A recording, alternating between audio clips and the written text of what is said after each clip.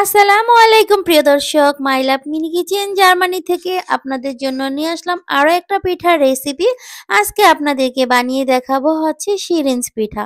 তো শিরিঞ্জ পিঠা তো আমরা অনেকেই বানাতে পারি, তবে আমি যেভাবে বানিয়েছি আজকে সেইভাবেই আপনাদেরকে দেখাবো।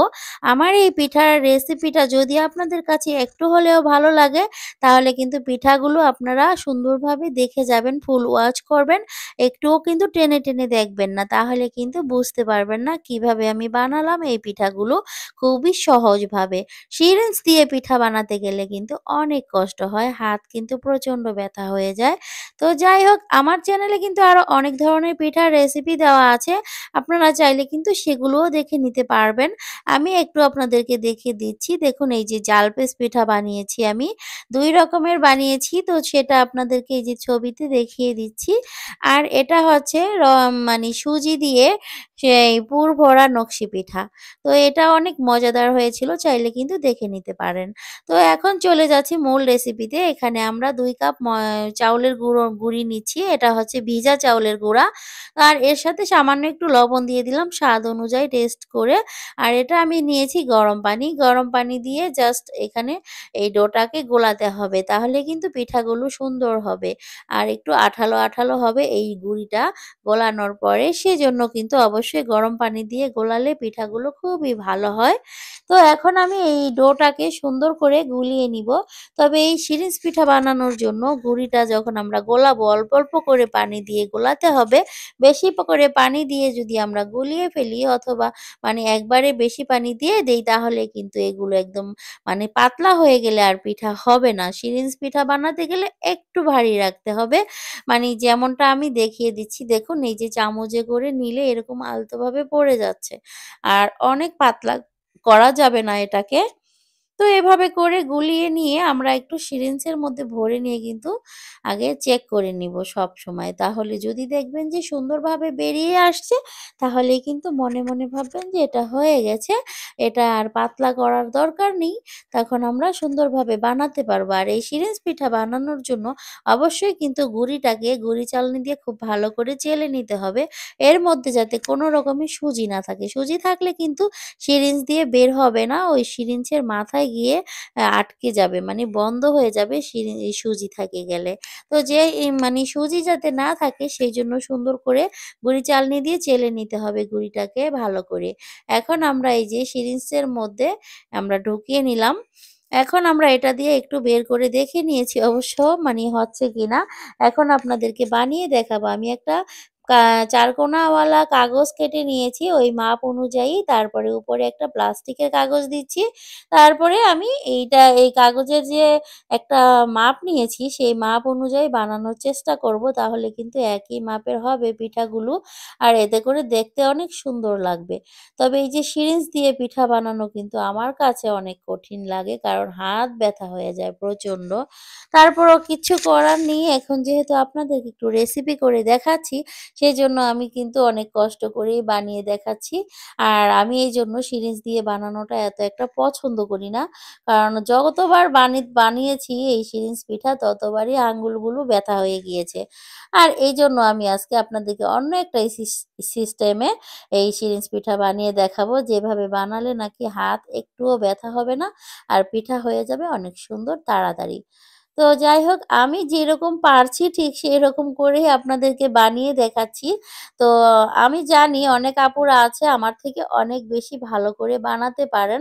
তবে আমি এত ভালো করে পারি না এখন, কারণ আগে অনেক বানাতাম ছোটবেলায় বাংলাদেশে যখন ছিলাম। তো এখন তো বাহিরে থাকি, এখানে তো তেমন একটা বানানো হয় না। এখন শুধু জাস্ট বানাচ্ছি, রেসিপি করে দেখাতে হবে ইউটিউব চ্যানেলে, সেজন্য কষ্ট করে বানিয়ে নিচ্ছি। তবে আরেকটা ব্যাপার হচ্ছে, এই পিঠাগুলো আমার বাচ্চারা অনেক বেশি পছন্দ করেছে।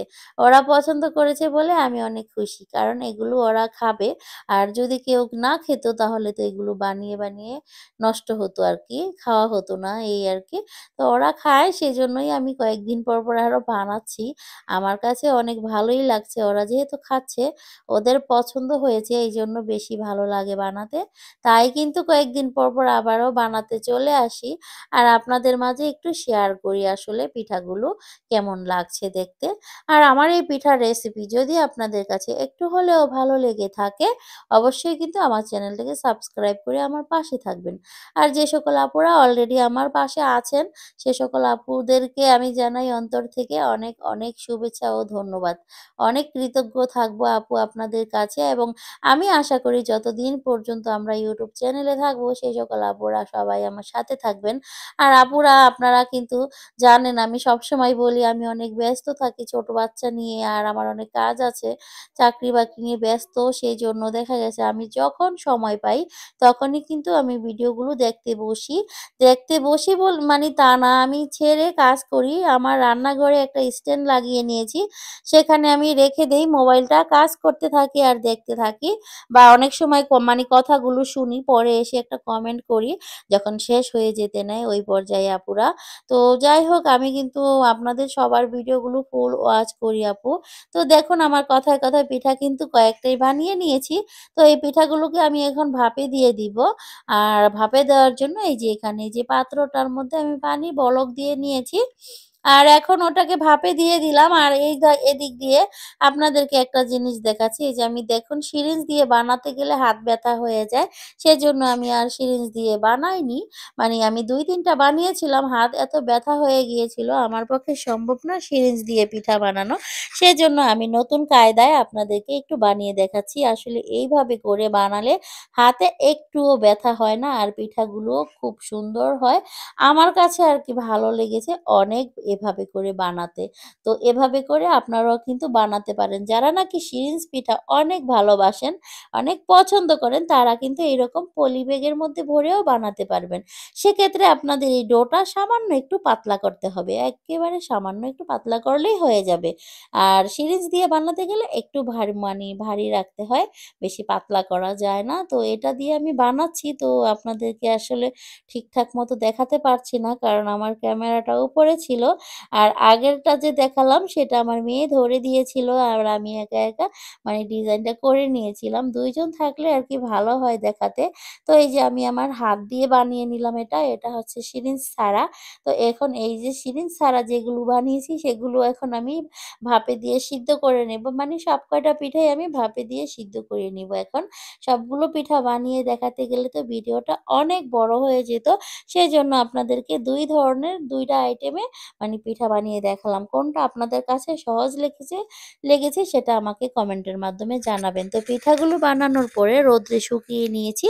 তারপরে আপনাদেরকে দেখাতে নিয়ে আসলাম। দেখুন কতটা সুন্দর হয়েছে পিঠাগুলো।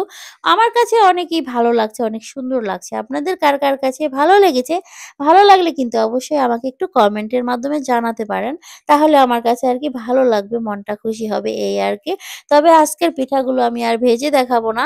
কারণ আমি মানে একটু সময় কম ছিল আর ভেজে দেখাতে সময় পেলাম না। সেজন্য আন্তরিকভাবে দুঃখিত। সবাই ভালো থাকবেন। আল্লাহ হাফেজ।